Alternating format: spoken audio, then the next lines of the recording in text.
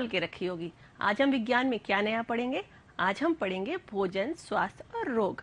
और आज हम इस पाठ के दूसरे भाग परिरक्षण और स्वास्थ्य के बारे में पढ़ेंगे। प्यारे बच्चों, हमने पिछली कक्षा में परिरक्षण के बारे में पढ़ा था। परिरक्षण क्या था? परिरक्षण का अर्थ था कि हम अपने भोजन को अधिक समय तक सुरक्षित रख सकें। और हमने इसकी दो विधियां, निर्जलीकरण यानी कि गर्मी से वस्तुओं को सुखाना, और उसकी दूसरी विधि उबालना यानी किसी तरल पदार्थ को अधिक तापमान तक गर्म करना, इन दो विधियों के बारे में पढ़ा था। परिरक्षण से क्या होता है बच्चों? जो सूक्ष्मजीवी भोज्य पदार्थ के अंदर हैं वो नष्ट हो जाते हैं, जिस कारण से हमारा भोज्य पदार्थ ज्यादा समय तक चलता है। जैसे कि अचार, मुरब्बा। आम का अचार आपने देखा है ना? एक कच्चा आम जल्दी खराब हो जाएगा, पर उसी कच्चे आम का अगर हम अचार बना दें तो हम उसको पूरे साल खा सकते हैं। और आज हम परिरक्षण की अन्य विधियों के बारे में जानेंगे। चलिए देखते हैं। अच्छा, आप मुझे ये बताइए कि आपके रसोई घर में सबसे गर्म स्थान क्या है? रसोई घर का चूल्हा। जी हाँ। और सबसे ठंडा स्थान कहाँ होता है? सबसे ठंडा स्थान होता है फ्रिज में। तो फ्रिज में हम कोई भी सामान क्यों रखते हैं? क्योंकि वो खराब नहीं होता। अच्छा, आप ये सोच के बताओ कि वो खराब क्यों नहीं होता? वो खराब इस वजह से नहीं होता क्योंकि ठंड में जो सूक्ष्म जीवी हैं उनकी जनसंख्या कम हो जाती, वो काम नहीं कर पाते। जैसे ऐसा तो हमारे साथ भी होता है ना, जब बहुत गर्मी होती है तो बिल्कुल भी काम करने का मन नहीं करता, और जब बहुत ठंड होती है तो भी हम रजाई ओढ़ के बैठे रहते हैं कि नहीं, कुछ काम नहीं करता। तो इसी प्रकार से सूक्ष्म जीवियों का साथ भी होता है। जब बहुत अधिक गर्मी हो जाती है, यानी जब हम उनको जब हम कोई पानी को उबालते हैं या किसी चीज को सुखाते हैं तो गर्मी बढ़ा देता है, वो उस जगह पे गर्मी बढ़ जाती है और सूक्ष्म जीव उस जगह पे उस भोज्य पदार्थ से नष्ट हो जाते हैं।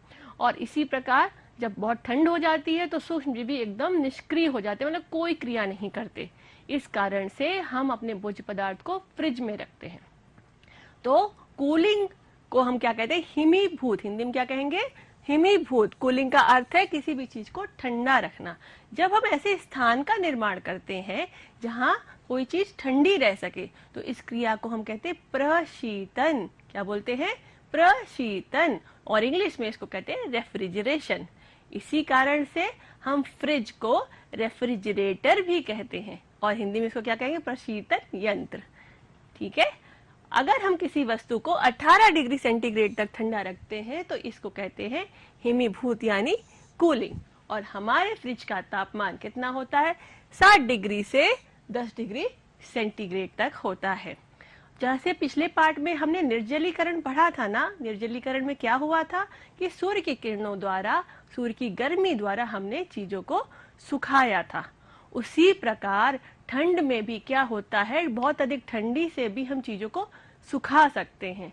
इसको हम कहते हैं फ्रीज ड्राइंग। ये देखिए, ये सारी चीजें कैसी सुखाई गई थी? ये सारी चीजों को हमने सूर्य की किरणों से सुखाया था।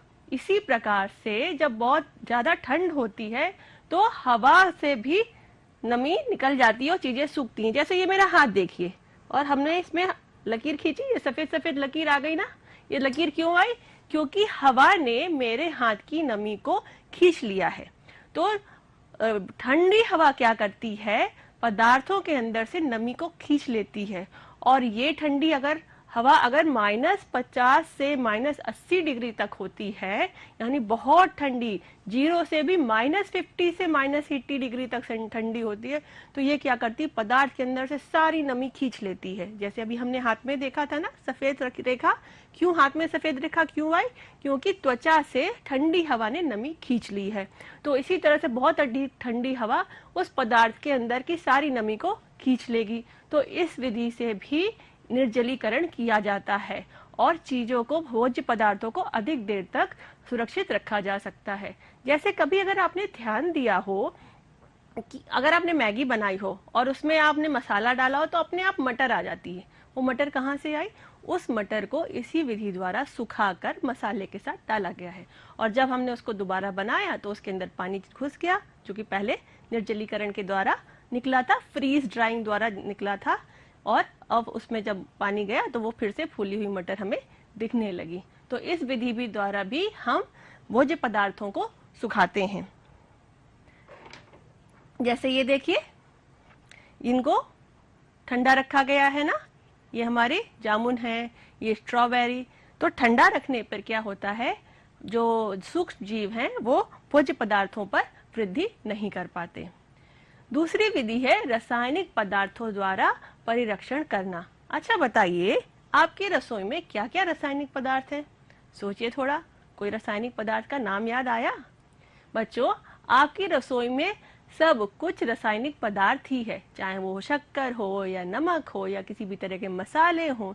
हर तरह की चीज जो रसोई में है वो रासायनिक पदार्थ की तो उस कैटेगरी में भी आती है, जैसे कि अचार, मुरब्बा, जैम, जेली।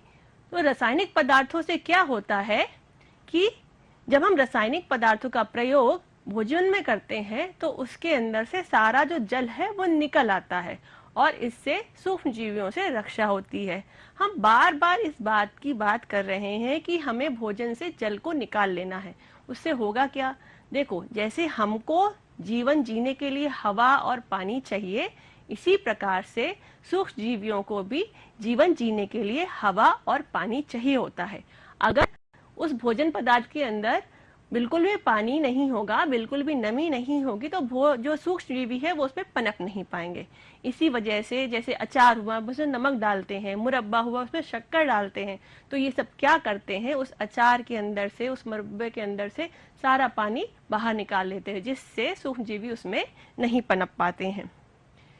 और ऐसे देखिए जैम है, जैम में भी क्या होता है, बहुत सारी शक्कर डाली जाती है। देखिए जेलीज है, जेली में भी क्या बहुत सारी शक्कर डाली जाती है। तो इस प्रकार से इन चीजों में सूक्ष्मजीवी नहीं पनप पाते हैं। अचार में बताइए क्या क्या पड़ता है?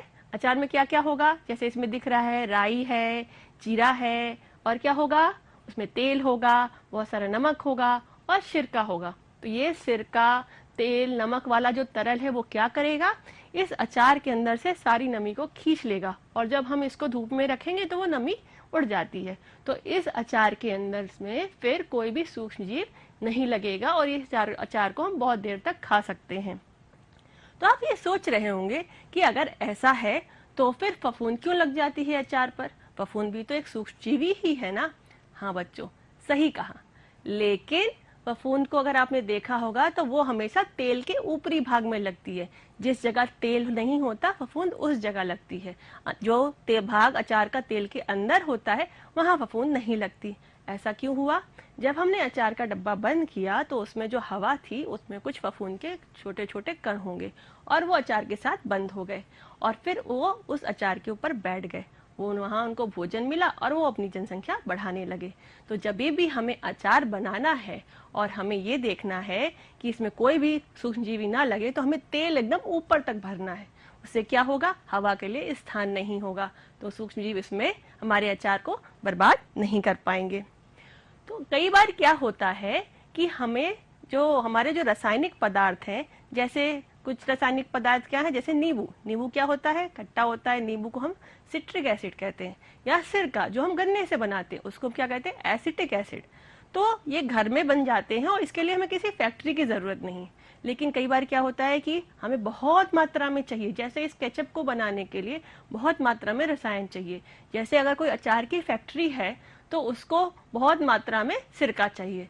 तो अगर हम प्राकृतिक रूप से गन्ने से सिरका बनाएंगे तो बहुत सारा टाइम लग जाता है। तो क्या किया जाता है, कुछ रासायनिक पदार्थों को फैक्ट्री में बनाया जाता है ताकि सारी जरूरतें पूरी हो सके। तो ऐसे कुछ रसायन क्या है, sodium Meta bisulphide, potassium Meta bisulphide और सिरका यानी व्हाइट विनेगर। तो जो सबकी जरूरतों को पूरा करता है। लेकिन इनकी एक हानि भी है। देखिए बच्चों, जो प्राकृतिक रूप से रासायनिक पदार्थ हैं, जैसे हमारा चीनी है, नमक है, या नींबू का रस या घर का सिरका, ये कम हानिकारक है। लेकिन अगर जब हम इनको फैक्ट्री में बनाते हैं तो ये अधिक हानिकारक हो जाते हैं। तो हमेशा जो बाहर की चीजें हैं या बाहर के जो रासायनिक पदार्थ जिनको हम केमिकल्स कहते हैं, इनका उपयोग कम करना चाहिए या ऐसी चीजों को कम खाना चाहिए जिनमें ये रासायनिक पदार्थ होते हैं। परिरक्षण की दूसरी विधि है कैनिंग यानी डिब्बा बंदी। जैसे ये देखिए, ये कोल्ड ड्रिंक है, इसमें क्या है, इसको बंद किया गया है डब्बे में। इसी प्रकार से ये देखिए, ये क्या हो गए, ये डब्बा बंदी हुई। इसमें क्या हुआ कि जो भोज्य पदार्थ है उसको इसमें डाला गया और सारी इसकी हवा खींच ले गई। तो उससे क्या हो, जब हवा नहीं होगी, अभी हमने जाना था सूक्ष्मजीवियों को दो चीजें चाहिए, हवा और पानी। जब हवा नहीं होगी तो क्या होगा, सूक्ष्मजीवी पनप नहीं पाएंगे और उनका प्रवेश बंद हो जाएगा। जैसे हमने अचार में देखा था, अगर हम ऊपर तक तेल भर दे तो उसमें हवा नहीं जाएगी और सूक्ष्मजीवी का प्रवेश नहीं हो पाएगा। तो इस विधि द्वारा हम मटर, अनानास, मकाई, रसगुल्ले, बहुत सारी मिठाइयाँ इस तरह डिब्बे में बंद करके उसकी हवा खींच के हम सुरक्षित रख पाते हैं। दूध को भी सुरक्षित रखने का तरीका होता है। जैसे आपने देखा होगा कि अगर गाय से दूध दूहा गया और उसको हमने दोपहर तक गर्म नहीं किया तो फिर वो क्या होगा, खराब हो जाएगा, वो फट जाएगा। लेकिन अगर आपने पैकेट वाला दूध देखा हो तो पैकेट वाले दूध में ऐसा क्या है कि वो गाय से निकाला गया, फैक्ट्री में दूध निकाला गया गाय से, फिर फैक्ट्री से वो दुकान तक पहुंचा, फिर दुकान से वो हमारे घर तक पहुंचा और फिर भी जब हमने उसे गर्म किया तो वो ठीक था। ऐसा क्यों हुआ? क्योंकि दूध को एक विशेष विधि द्वारा सुरक्षित रखा जाता है जिसको हम कहते हैं पाश्चरीकरण। क्या? पाश्चरीकरण। इंग्लिश में इसको हम पैस्चराइजेशन कहते हैं। इसको इसलिए कहा जाता है, इस नाम से इसलिए पुकारा जाता है क्योंकि इस विधि की खोज लुईस पाश्चर नामक वैज्ञानिक ने की थी। क्या नाम था उनका? Louis Pasteur. तो इस विधि में क्या किया जाता है कि हम दूध को 30 मिनट तक 63 डिग्री सेंटीग्रेड तक गर्म करते हैं, या फिर हम दूध को सिर्फ 15 सेकंड तक 72 डिग्री तक गर्म करेंगे और फिर एकदम से उसको 10 डिग्री पर ठंडा कर देंगे। तो हमने यहाँ दो काम किए, पहला उसको बहुत ज्यादा गर्म किया और फिर दूसरा उसको एकदम से ठंडा कर दिया और फिर उसको किसी पैकेट या बॉटल में बंद कर दिया जाता है। और फिर क्या किया जाता है, उसको किसी कूलिंग बॉक्स में रखकर, किसी ठंडे जगह पे रखकर उसको दुकानों तक पहुंचा दिया जाता है, जिससे हमारा दूध हम तक आसानी से पहुंच जाता है। अच्छा बच्चों, ये बताइए, अगर आपके पास दो विकल्प हैं, एक टमाटो सॉस खाने का, दूसरा कच्चा टमाटर खाने का, तो किस चीज में पोषण तत्व ज्यादा होंगे? किस चीज में होंगे? कच्चे टमाटर में पोषक तत्व ज्यादा होते हैं। तो अब हम जानेंगे कि हमें किस प्रकार का खाना खाना चाहिए जिससे हम तक पोषक तत्व अधिक से अधिक मात्रा में पहुंच सके। ठीक है, जैसे हमने देखा है कि घरों में, सभी के घरों में दाल पकाई जाती है, तो दाल को कितना पकाना चाहिए? दाल को बहुत नहीं पकाना चाहिए। हम दाल को बहुत पकाएंगे तो क्या, दाल स्वादिष्ट तो लगेगी, लेकिन जो उसके अंदर का पोषक तत्व है, जो हमें मजबूत बना सकता है, जो हमारी बीमारियों से रक्षा करेगा, वो नष्ट हो जाता है। इसी प्रकार से आटे को भी छाना जाता है। तो आटे को जब छानते हैं तो क्यों छानते हैं? कि उसके से अंदर कोई कूड़ा या घुन है तो निकल जाए। लेकिन जब हम आटे को छान रहे होते हैं तो वो चोकर भी उसका, यानी उसका जो ऊपर का छिलका है जिसे हम चोकर कहते हैं, वो भी निकल जाता है। तो आटे का जो अंदर का भाग है गेहूं का, जैसे ये गेहूं है, गेहूं के अंदर का जो भाग है अंदर का, इसमें होता है कार्बोहाइड्रेट। ठीक है, और जो ये ऊपर का भाग है इसमें होते हैं विटामिन। तो अगर हम आटे को छान देते हैं तो विटामिन भाग तो अलग हो गया और से हमें कार्बोहाइड्रेट भाग मिला। तो इससे क्या होगा कि हमें जो पोषण तत्व मिलना चाहिए हम विटामिन के कारण, वो नहीं मिल पाएगा।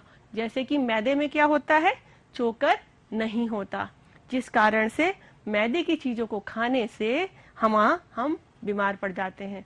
तो बहुत ज्यादा मैदे की चीजों को नहीं खाना चाहिए। इसी प्रकार से विटामिन के बारे में तो आप जानते होंगे ना, कितने तरह के विटामिन होते हैं? बहुत सारे, A B C D E H, बहुत सारे होते हैं। तो विटामिन ए और सी का एक गुण है कि उसको अगर गर्म किया जाए तो वो नष्ट हो जाता है। विटामिन ए किस में होता है? गाजर, आंवला, इन सब में होता है। और विटामिन सी ज्यादातर खट्टी चीजों में होता है और तीखी चीज में, जैसे टमाटर, नींबू और मिर्च में। तो जब हमने टमाटर की सब्जी बनाई तो हमने तो ये सोच के बनाई, अरे वाह, हम टमाटर खाएंगे, हम तो बहुत स्ट्रांग बन जाएंगे। और हमने उसको गर्म किया तो क्या हुआ, टमाटर का वो तत्व जो हमें मजबूती दे सकता था, जो हमें पोषण दे सकता था, वो तो नष्ट हो गया। हमें स्वाद तो मिल गया टमाटर का खट्टा सा, लेकिन हमें पोषण नहीं मिला। इसलिए जब भी आपको टमाटर का पोषक तत्व चाहिए तो सलाद में कच्चा टमाटर जरूर खाना चाहिए। इसी प्रकार से हमने गाजर का हलवा खाया, गाजर में कौन सा विटामिन था? हाँ, विटामिन ए। हमने तो ये सोच के खाया कि अरे वाह, अब हमारी आंखें तो बहुत स्ट्रांग हो जाएंगी क्योंकि हम गाजर खा रहे हैं। लेकिन चूंकि गाजर का हलवा तो गर्म होके बनता है, तो जब वो गर्म होके बना तो उसका विटामिन ए नष्ट हो गया। तो क्या हुआ, तो गाजर हमें कैसी खानी है, कच्ची खानी है। तो ऐसी हर सब्जी जो हम कच्ची खा सकते हैं उसे हमें कच्चा ही खाना चाहिए। जैसे नींबू, टमाटर, गाजर, आंवला, हरी मिर्च, पपीता, इन सबको कैसा खाना चाहिए, कच्चा खाना चाहिए। ठीक है ना। तो अब से कैसे खाएंगे सलाद, बहुत सारी कच्ची सलाद खाएंगे। फिर बहुत सारी ऐसी चीजें होती हैं जिनमें पानी उबालने के लिए जरूरी होता है, जैसे चावल, आलू, दाल। तो हमें कितना पानी इस्तेमाल करना चाहिए। मान लीजिए 1 कटोरी दाल है तो हम कितना, क्या 4 गिलास पानी ले लेंगे अपने भगोने या कुकर में? नहीं, हमें सिर्फ उतना पानी लेना है जितने में हमारा जो भोज्य पदार्थ है वो अच्छे प्रकार से पक सके। ज्यादा पानी लेने में क्या समस्या है, एक तो हमारा जो ईंधन है, हमारी गैस है, वो बहुत ज्यादा लग जाएगी। हाँ, और जो भोज्य पदार्थ है वो अच्छे से उसका जो पोषक तत्व वो अच्छे से नहीं बन पाएगा। दूसरा, पानी को जो भोजन हम जब बना रहे हैं, पका रहे हैं, तो हम उसे ढक के पकाएंगे। ढक के पकाने से क्या होगा, जो भाप है उससे सारा जो पोषक तत्व बाहर नहीं निकलेंगे। वरना अगर हम ढक के नहीं पकाते हैं तो क्या होता है कि जो हमारा पोषक तत्व भाप के रास्ते निकल जाता है। तो जब ऐसा होगा तो हमें उसको ढकना है। जब भाप निकलेगी तो हमें उसे ढकना है। इससे क्या होगा, ईंधन की बचत होगी और पोषक तत्व भी सुरक्षित रहेंगे। भाप के द्वारा जो भोजन पकता है उसमें पोषक तत्व ज्यादा सुरक्षित रहते हैं। इसी वजह से कहा जाता है कि प्रेशर कुकर में ज्यादातर चीजों को बनाना चाहिए, क्योंकि दाल चावल जो भी है उससे क्या होगा, पोषक तत्व सुरक्षित भी रहेंगे और ईंधन भी कम लगेगा। इसके साथ साथ हमें यह भी ध्यान रखना चाहिए कि जब भी हम कोई सामान किसी डब्बे के अंदर बंद कर रहे हैं तो वो डब्बा बिल्कुल सूखा और साफ हो। उससे क्या होगा, साफ होगा तो उसमें कोई सूक्ष्मजीवी नहीं होगा। और सूखा अगर नहीं हुआ, मान लीजिए इसमें 1-2 पानी की बूंदें या थोड़ी सी नमी रह गई, तो उस नमी में क्या होगा, उसमें सूक्ष्मजीवी आ जाएंगे। और सूक्ष्मजीवी क्या करेंगे, उनको, उसमें भोजन पदार्थ हमने बंद कर दिया, जैसे कोई भी चने रख दिए या कुछ ऐसा पाउडर रख दिया, तो उसमें जब बंद किया हमने तो उस नमी के कारण उसमें कोई ना कोई सूक्ष्मजीवी लग जाएगा और वो उस पूरे पदार्थ को खराब कर देगा। और थोड़े समय बाद जब हमने वो डब्बा खोला तो उसमें से गंदी सी बदबू आ रही होगी और हमारा भोज्य पदार्थ खराब हो चुका होगा। इसलिए कभी भी जब भी हम कोई भी खाने योग्य वस्तु किसी डब्बे में रखेंगे तो बहुत ध्यान से देखेंगे कि वो बिल्कुल साफ हो। और जब हम उसको निकाल रहे हैं तो हमारे साफ हाथ हों, या अगर हम उसको किसी चम्मच या चमचे से निकाल रहे हैं तो वो भी बहुत साफ होना चाहिए। और कभी कभी लोग कैसे फल खाते हैं या कोई सब्जी छीलते हैं, बहुत अंदर तक मोटा मोटा छील लेते हैं। तो ये भी काम नहीं करना चाहिए। क्यों? क्योंकि बहुत सारे जो विटामिन होते हैं, बहुत सारे जो खनिज होते हैं, वो सब्जियों के या फलों के छिलकों में ही होते हैं। तो इस तरह के काम नहीं करने चाहिए। जैसे सेब को छीलना या खीरे को छीलना, जो चीज हम छिक्कल के साथ खा सकते हैं, उन सभी चीजों को हमें छिक्कल के साथ ही खाना चाहिए। जैसे इन 2 सेबों में कौन सा सेब सही है? क्या ये हम खा सकते हैं? नहीं। क्या ये हम खा सकते हैं, ये वाला सेब? जी हाँ, हमें इस तरह का छिलके के साथ वाला सेब खाना चाहिए। और आलू को पतला पतला छीलना चाहिए, बहुत अंदर से नहीं छीलना चाहिए। और सब्जियों को काटने के पहले धोना है, काटने के बाद नहीं धोना। काटने के पहले धोने से क्या होगा, वो अच्छे से साफ हो जाएगी। काटने के बाद धोने से क्या होता है कि सब्जी के अंदर के जो पोषक तत्व हैं, जो हमें ताकत दे सकते हैं, ऐसे बहुत सारे पोषक तत्व होते हैं जो पानी में घुल के बह जाते हैं। तो जब हम सब्जी काट लेते हैं, जैसे कि बैगन है, आलू है, उसके बाद अगर हम उसको धोने चलेंगे तो क्या है, उस बैगन आलू से जो पोषक तत्व सब पानी में बह के चले जाएंगे। तो हमें सब्जी तो खा ली, लेकिन जो पोषक तत्व चाहिए वो नहीं मिल पाता है। तो आपसे क्या करना है, अगर आपके घर में इस तरह से मम्मी दादी अगर करती हैं तो उन्हें मना करिए कि नहीं मम्मी, पहले धोइए, सब्जी को पहले धोना है, काटने के बाद नहीं धोना। ठीक है। और सब्जी को लोहे की कढ़ाई में पकाना चाहिए। लोहे की कढ़ाई में क्यों पकाना चाहिए? क्या हमारे शरीर में कहीं लोहा है? क्या हमने ऐसा पढ़ा था? जी बच्चों, हमें लोहे की कढ़ाई में इसलिए पकाना चाहिए क्योंकि इससे भोजन में लौह तत्व मिल जाएगा। हमारे शरीर में जो खून है उसमें एक प्रोटीन है, हीमोग्लोबिन, जिसे हमने परिवहन तंत्र में पढ़ा था। हीमोग्लोबिन ये लौह तत्व से ही बनी होती है। अगर लगातार हमारे शरीर में लौह तत्व की कमी होती रहती है तो हमारा खून नहीं बनता। तो इस वजह से जहाँ तक हो सके हमें लोहे की कढ़ाई में ही खाना बनाना चाहिए। इससे हमारे शरीर में बहुत कम मात्रा में लोहा पहुंचता रहेगा और वो उससे हमारा खून के निर्माण में सहायता मिलेगी। और बाजार में तैयार संरक्षित खाद्य पदार्थों को नहीं खाना चाहिए। जैसे कि ये चिप्स का पैकेट है, ये क्या है? संरक्षित। संरक्षित मतलब इसको हमने ऐसे रखा है कि इसको बहुत दिनों तक खाया जा सकता है। या फिर ये कोल्ड ड्रिंक, ये भी क्या है? संरक्षित। तो अगर मान लीजिए हमने चिप्स खा लिया तो क्या होगा? हमारे शरीर के अंदर बहुत अधिक मात्रा में नमक पहुंच जाएगा। स्वाद तो बहुत अच्छा मिलता है लेकिन नमक अधिक मात्रा में पहुंच जाएगा। और इसी तरह से अगर हमने ये कोल्ड ड्रिंक पी ली तो क्या होगा? तो भी बहुत अधिक मात्रा में शक्कर पहुंच जाएगी, जो कि नहीं पहुंचनी चाहिए। तो इस तरह के कोई भी रासायनिक पदार्थ वाले जो तत्व, जो भोज्य पदार्थ हैं जो मार्केट में मिल रहे हैं, को बहुत कम खाइए, हो सके तो ना खाइए। तो इससे क्या होगा? हमारे शरीर को हानि नहीं पहुंचेगी। और बहुत सारे ऐसे पदार्थ हैं जिनका प्रयोग किया जाता है, तो अगर ऐसे केमिकल्स हम ज्यादा खाएंगे तो क्या होगा? हमारे शरीर में कोई ना कोई कमी या कोई ना कोई रोग हो सकता है। और जब हम बाजार जाते हैं तो हमें कुछ ऐसे खाने के विकल्प मिलते हैं जो तुरंत जिनको हम खा सकते हैं, जैसे कि नूडल्स, पिज्जा। ऐसे खाने को हम कहते हैं फास्ट फूड। फास्ट मतलब फटाफट बनने वाला। आपने कहा कि भैया एक प्लेट लगा देना और फटाफट मिल गई आपको। तो ऐसा जो खाना है उसमें